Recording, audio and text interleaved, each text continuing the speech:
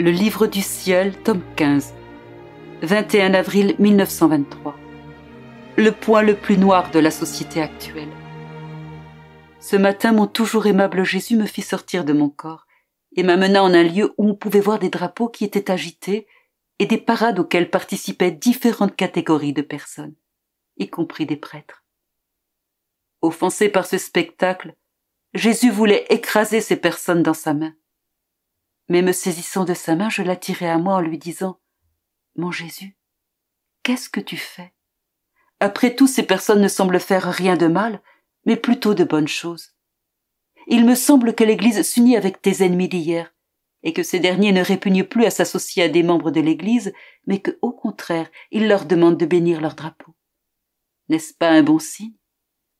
Loin de te plaire, cela semble t'offenser. » Alors Jésus, soupirant et se montrant très affligé, me dit « Ma fille, tu te trompes royalement. Cette scène représente le point le plus noir de la société actuelle, et l'union de ces personnes entre elles signifie qu'elles ont toutes la même couleur. Les ennemis de l'Église ne craignent plus du tout de fréquenter les gens d'Église, puisque ces derniers ont perdu leur vrai caractère religieux. Au contraire, certains d'entre eux célèbrent le divin sacrifice sans même croire en mon existence. D'autres, s'ils y croient, ont une foi sans les œuvres, et leur vie est une longue suite d'énormes sacrilèges. Alors comment peuvent-ils faire le bien s'ils ne l'ont pas en eux-mêmes ? Comment peuvent-ils inviter des personnes à se conduire comme de vrais chrétiens sans enseigner que le péché est un grand mal et sans avoir la vie de la grâce en eux ?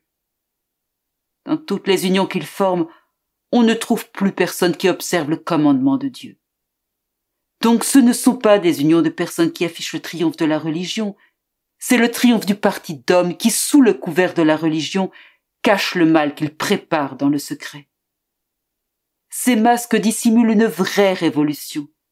Et moi qui suis toujours le Dieu offensé, à la fois par le mal de ceux qui se cachent derrière une ombre de piété en vue de grossir les rangs de leur parti et faire encore plus de mal, et par les membres de l'Église qui, pratiquant un simulacre de piété, n'ont plus ce qu'il faut pour attirer les peuples à ma suite. Au contraire, ce sont ces mêmes peuples qui les éloignent de moi. Peut-il exister une époque plus triste que celle-ci ? Le faux semblant est le plus laid de tous les péchés, et celui qui blesse le plus mon cœur. Par conséquent, prie et répare,